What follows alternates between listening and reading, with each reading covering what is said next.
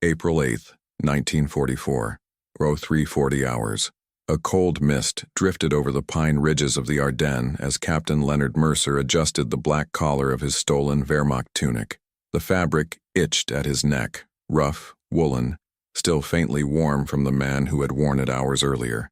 Around him, 4 shadows crouched in the frost, faces painted gray with ash, eyes sunken from days without real sleep.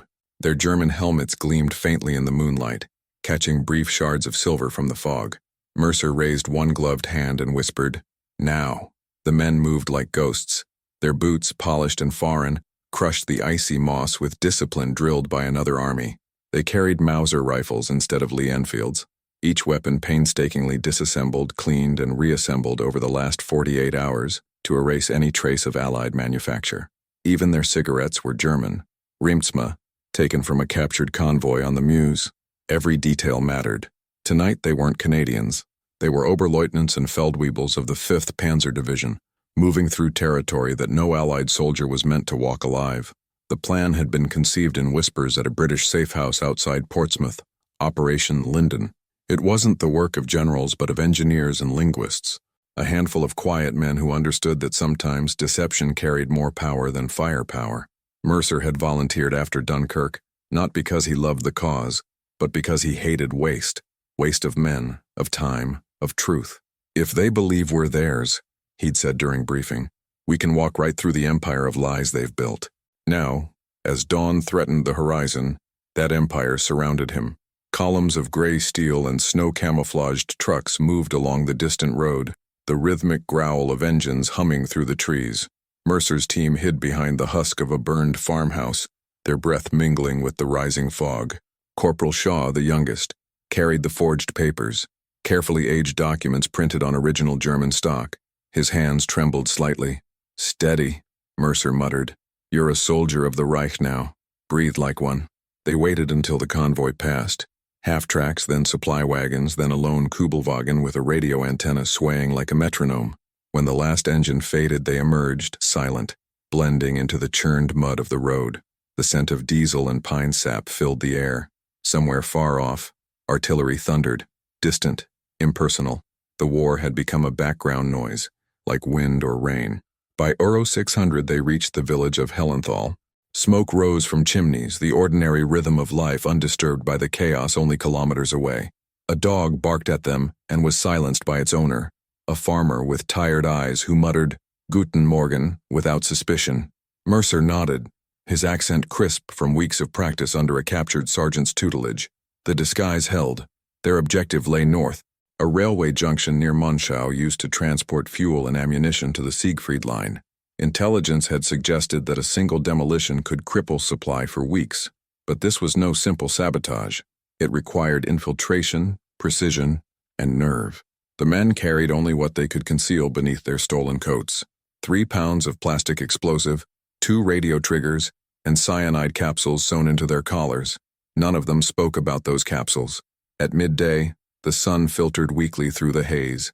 They found shelter in an abandoned schoolhouse. Walls lined with children's drawings faded to brown. On a cracked desk, Mercer laid out a map, its edges torn, corners smudged with oil. 2 checkpoints, he said quietly. "First here near the bridge, then the rail yard. If they search us, we're finished." Sergeant O'Connor, his voice hoarse, asked the question everyone carried. "What if they recognize the accents?" "Then we keep walking," Mercer replied. "Confidence is the last uniform we have left." That night they burned the map. The flames crackled softly, illuminating their faces, hollow, disciplined, afraid. Outside, the wind pressed against the shutters, moaning through the gaps like distant artillery. Shaw fingered the dog tags beneath his shirt. They weren't his. The name read Kurt Hoffman. He wondered if Hoffman's mother still prayed for a son she thought alive. At Oru 2:30 hours, they began the final approach. The railway tracks cut across a frozen valley, moonlight glinting off the rails like twin blades. A lone guard paced the perimeter, his silhouette sharp against the snow. Mercer gestured, and O'Connor slipped forward, his breath slow, deliberate.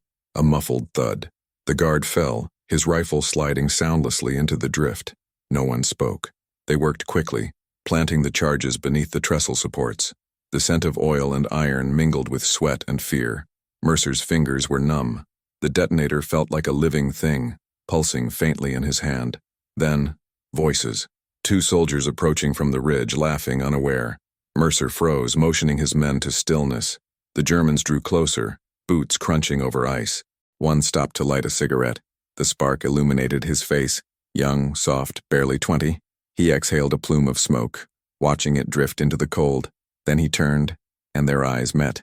For a heartbeat, nothing moved. The soldier frowned, tilting his head.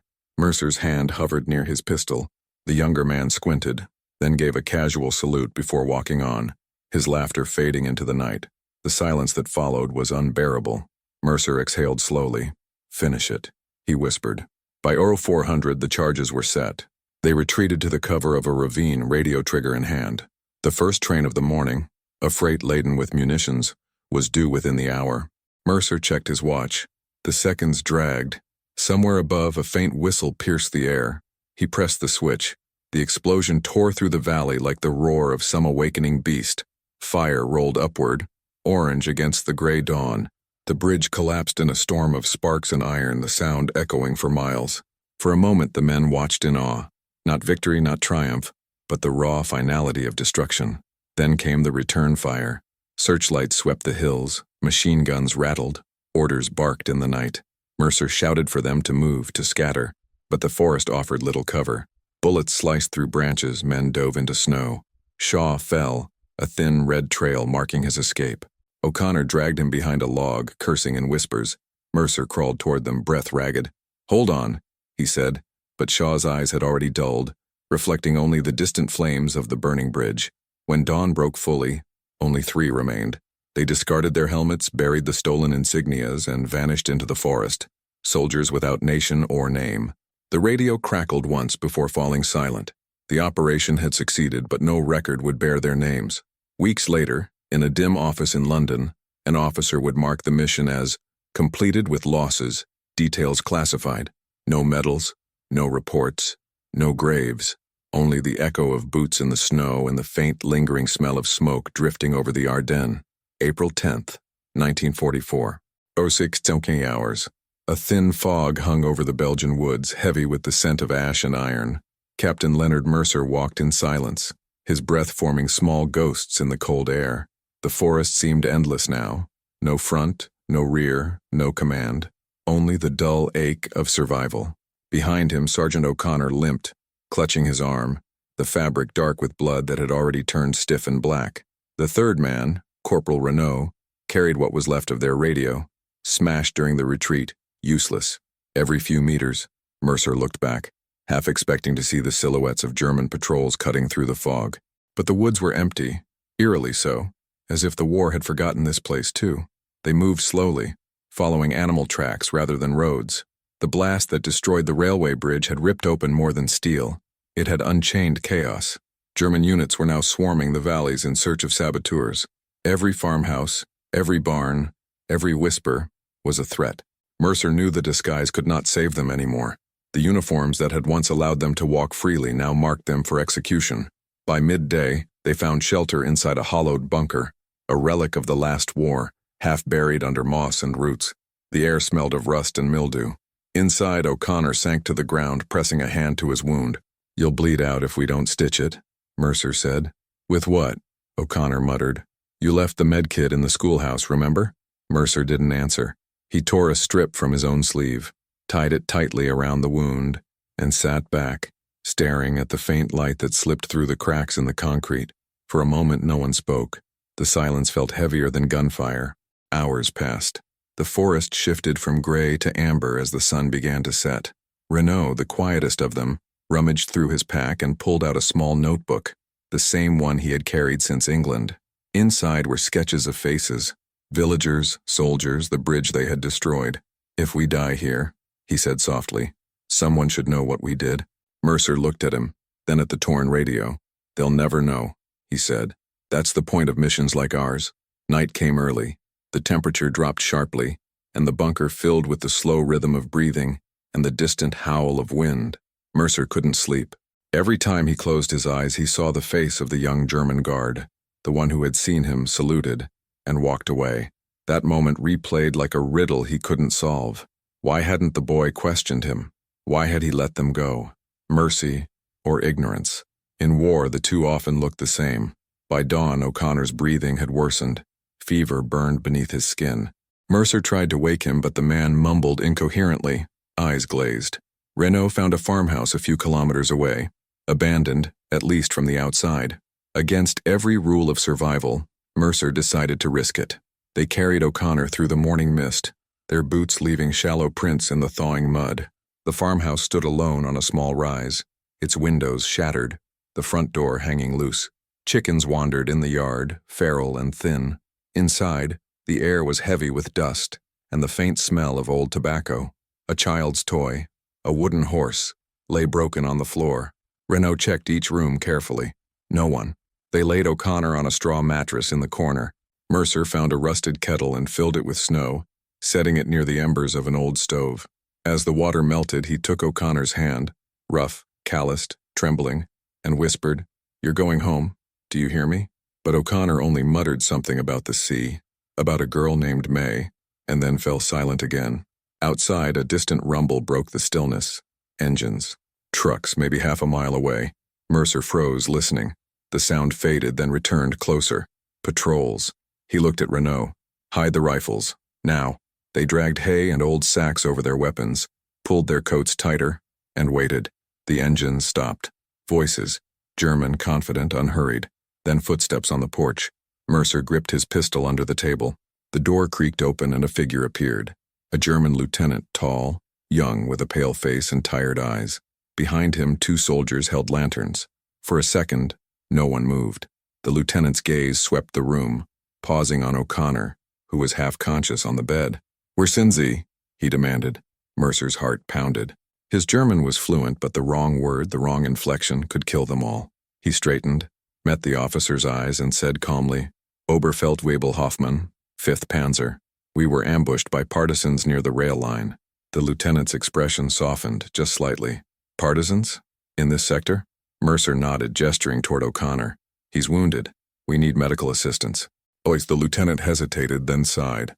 "The medical unit is 2 kilometers east. I can send word." Mercer forced a faint smile. "We'll manage. We just need rest."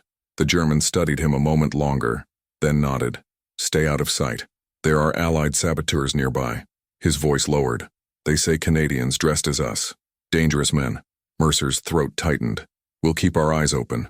When the patrol finally left, the room remained frozen in silence. Only when the sound of engines disappeared did Renault speak. "He believed you." "No," Mercer said quietly. "He wanted to." That night the temperature plummeted. O'Connor died before dawn, his last breath faint as a sigh. Renault covered him with a sheet and sat beside the bed, his face unreadable. Mercer stepped outside into the snow, watching the eastern sky turn pale. The war went on somewhere beyond those hills, loud, blind, endless. But here, everything was still. He thought of the lieutenant again, of the strange mercy that seemed to pass between enemies who never asked each other's names. Somewhere in the distance, a church bell rang, lonely and thin. Mercer whispered to the air, "For God's sake, don't let it be for him too." They buried O'Connor behind the farmhouse, beneath a tree that had survived both wars. No marker, only the dog tags he'd carried from home, pressed into the frozen soil. By afternoon, the snow began to fall again, slow, quiet flakes drifting through the broken roof. Mercer sat by the cold stove, rubbing his hands, staring at nothing. "We can't stay here," he finally said. "They'll come back." Renault nodded. "Where do we go?" "East," Mercer replied. "Toward the river. If we reach Upen, we might find the resistance." So they walked, through woods that had once been battlefields, past craters filled with ice and crows, along paths littered with the bones of forgotten machinery. The sound of their steps became the only proof of their existence. Days blurred into one another. Hunger, exhaustion, silence. Mercer's beard grew wild. Renault's lips cracked from the cold. On the 4th night, they reached the edge of a ravaged village. Smoke still rose from the ruins, the smell of burnt hay and gasoline thick in the air. Amid the wreckage, a sign half buried in mud read, "Hansfeld." They found shelter in a cellar beneath what had once been a bakery. The walls were black with soot. On the table lay a child's schoolbook filled with arithmetic and German cursive. Mercer turned its pages slowly, tracing the faded handwriting with his fingers. "Someone lived here," he said softly. Everyone lived somewhere, Renaud answered. They ate the last of their rations that night, hard biscuits and a tin of sardines. Then, for the first time in weeks, they heard human voices again. Not German, French, whispered, careful. Mercer extinguished the lantern and listened. Two men outside speaking in low tones, words like pont, munitions, anglais. Mercer rose quietly, heart racing. Renaud, he whispered, their resistance. He pushed open the door, hands raised. Nous ne sommes pas ennemis, he said into the darkness. From the shadows emerged two men in peasant coats, rifles slung over their shoulders. One of them, older, with a scar across his chin, stepped forward. Then who are you? Mercer hesitated, then answered the only way that mattered. We're the ones who blew the bridge at Monschau. The men exchanged a look, then nodded.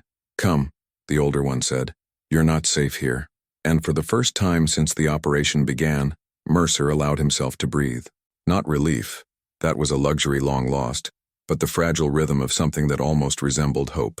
April 14th, 1944, 0500 hours. A cellar beneath the ruins of a farmhouse near Malmedy. The walls smelled of damp stone and smoke. Captain Leonard Mercer sat by a dying candle while a French partisan cleaned the mud from his boots with a rag. Outside, the frost was melting, and with it came the sound of morning, the drip of thawing icicles, the distant rumble of artillery somewhere far east. For the first time in 10 days, Mercer was among allies, yet he felt no safety in it, only the disquiet of men who knew too much to believe in rescue. The resistance cell was small, barely 10 people, half of them teenagers.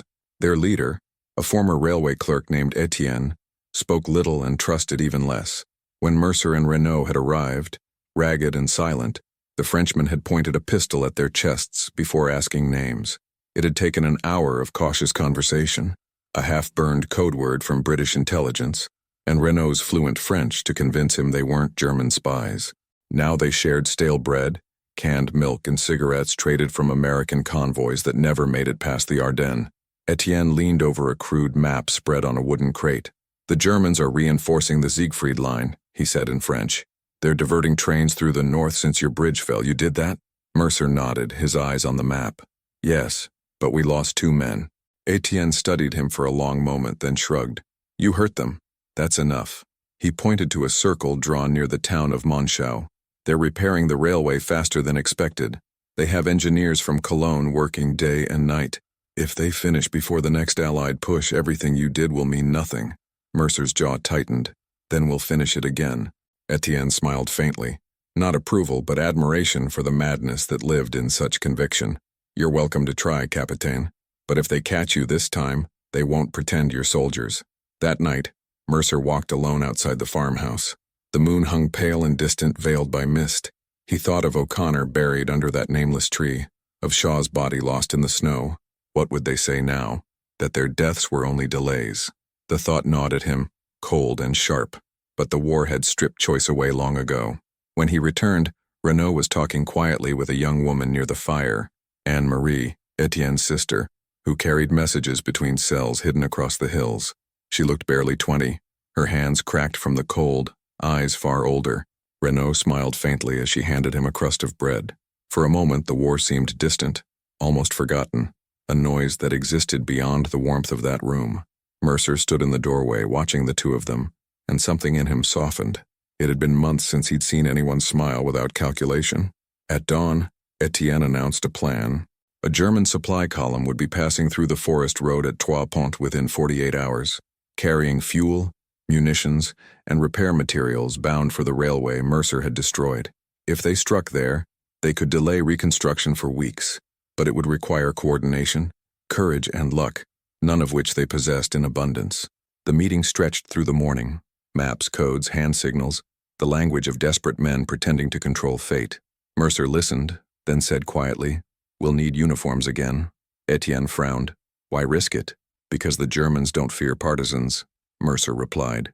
"They fear their own mistakes. If the attack looks internal, it'll sow confusion." The Frenchman hesitated, then nodded. "We can get them, but they'll be blood-stained." "That won't matter," Mercer said. "It's all blood anyway." 2 days later, the operation began. The fog was thick enough to hide the world beyond a few meters. The resistance divided into pairs. Mercer and Renault took the northern ridge overlooking the road. From above, the forest looked like a sea of white ghosts, the pines heavy with frost.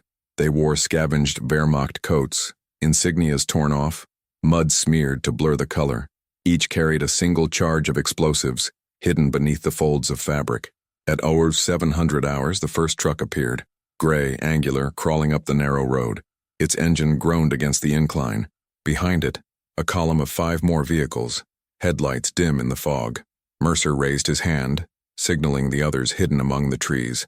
Etienne's group waited near the bend below, invisible. The plan was simple: stop the convoy, ignite confusion, vanish before the reinforcements arrived. Simple plans are the only ones that survive war. As the lead truck neared the ridge, Mercer stepped onto the road, his rifle slung across his shoulder in the German style. The driver slowed, unsure. Mercer waved, shouting in rough German, "Bridge ahead is flooded. Turn around." The driver leaned out, squinting through the mist. "Flooded? Where's your post?" Mercer took 2 steps closer. "Up there. Orders from Aachen." Behind him, the fog shifted. A signal. Etienne's men had placed their charges. Mercer nodded slightly. The driver frowned, beginning to speak. Then the world split open. The explosion tore through the road with brutal force. Fire rolled over the trucks, shattering glass, twisting metal into shrieks. Flames licked upward into the trees, painting the fog orange. Soldiers screamed, rifles clattering as ammunition cooked in the heat. Mercer threw himself into the ditch, dirt and snow exploding around him. Within seconds, chaos devoured order. The convoy was a burning skeleton of noise and smoke. Renault fired twice into the air, not at men but at the sky to mask their retreat. They ran through the forest, boots sinking into the slush, the smell of burning oil chasing them. Behind them, German voices shouted, panicked, searching for enemies that no longer existed. By noon, they were 10 kilometers away, hidden inside a shepherd's hut. Etienne arrived an hour later, his coat singed, hair matted with soot. "It's done," he said simply. "You've crippled them again." Mercer sat against the wall, exhausted. "No," he murmured. "We only bought time." Etienne smiled grimly. "Time is the only thing worth buying." That evening, as the partisans celebrated quietly, Anne-Marie brought Mercer a tin cup of wine. "They'll tell stories about this," she said softly. He looked at her, the candlelight catching the dirt on her face, the small tremor in her hands. "They'll tell the wrong ones," he answered. "They always do." She tilted her head. "And what would be the right one?" "That we didn't fight for victory," Mercer said, "but to feel human again." Her eyes lingered on him for a moment longer than comfort allowed. Then she smiled faintly, set down the cup, and walked away. That night, sleep refused him again. The faces of the dead returned.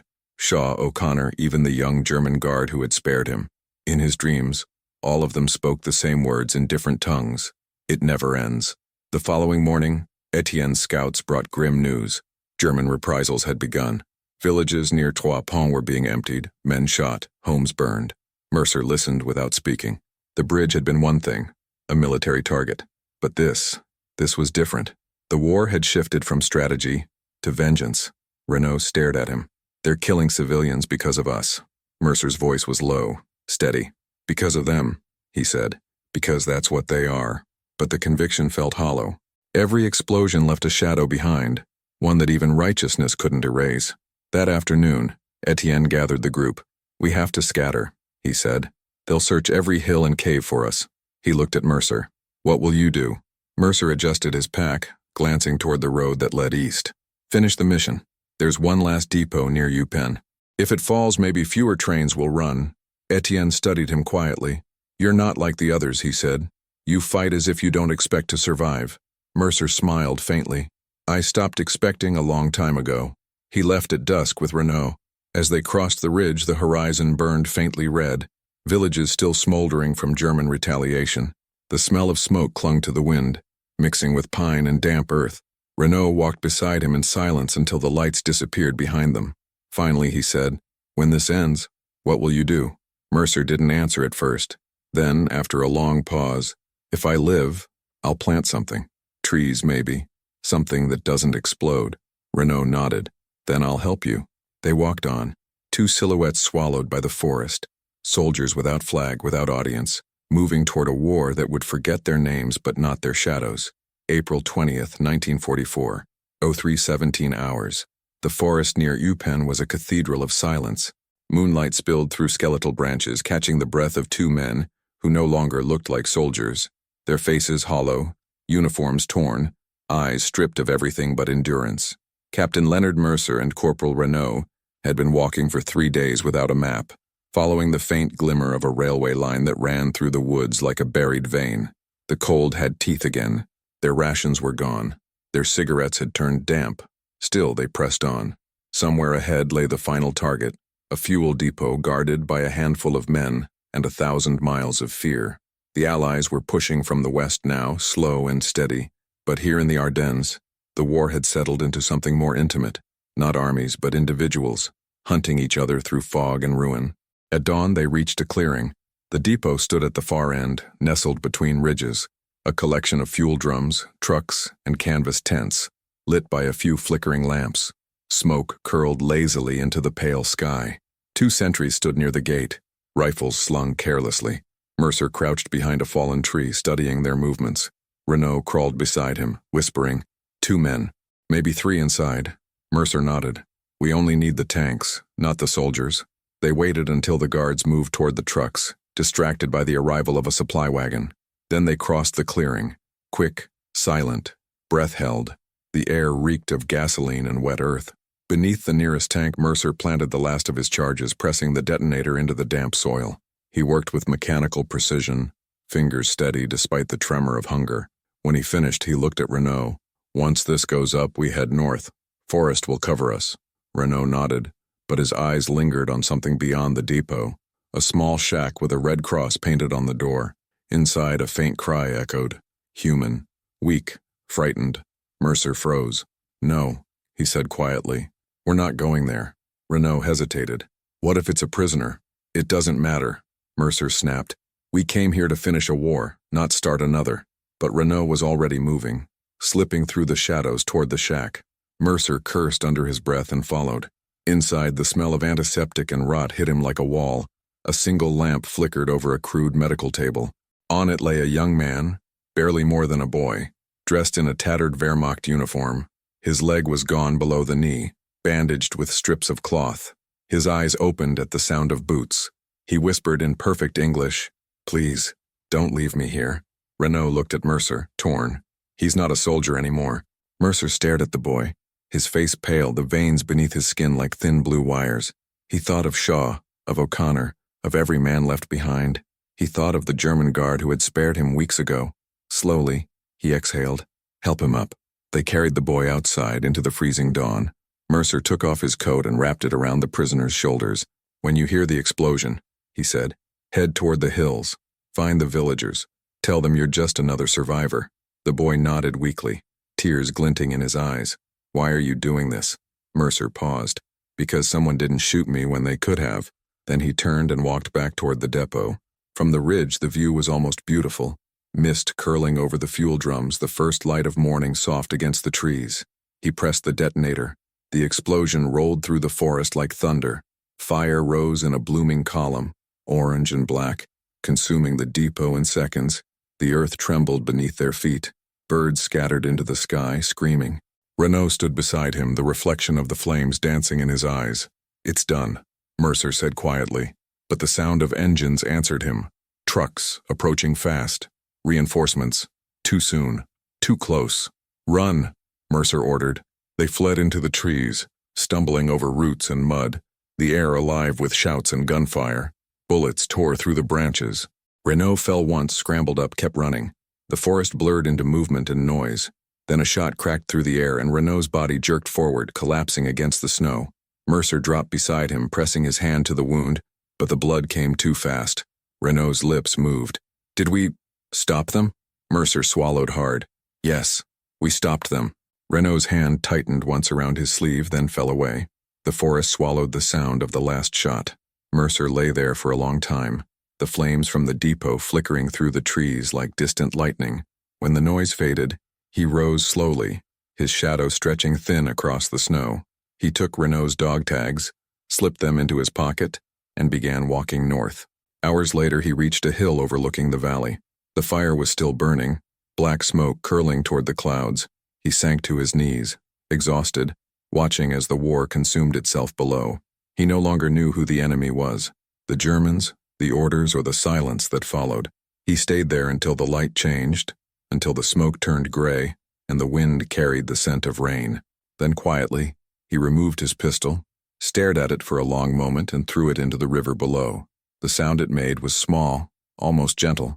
When the Allies advanced weeks later, they found no record of Operation Linden, only fragments, a burned depot, a collapsed bridge, and rumors of men in German uniforms who vanished into the woods. In the official archives, there was no Captain Mercer, no Corporal Renaud, just an unsigned report stamped, "Incident, cause unknown." But in a small Belgian village, an old woman would one day tell her grandchildren about two strangers who passed through at dawn, one carrying another man's dog tags, both silent, both lost, and how, for a brief moment, the war seemed to pause just long enough for mercy to exist. And somewhere in that forgotten forest, beneath a tree that had survived 2 wars, the wind still moves the leaves the way it did that morning, slow, patient, indifferent.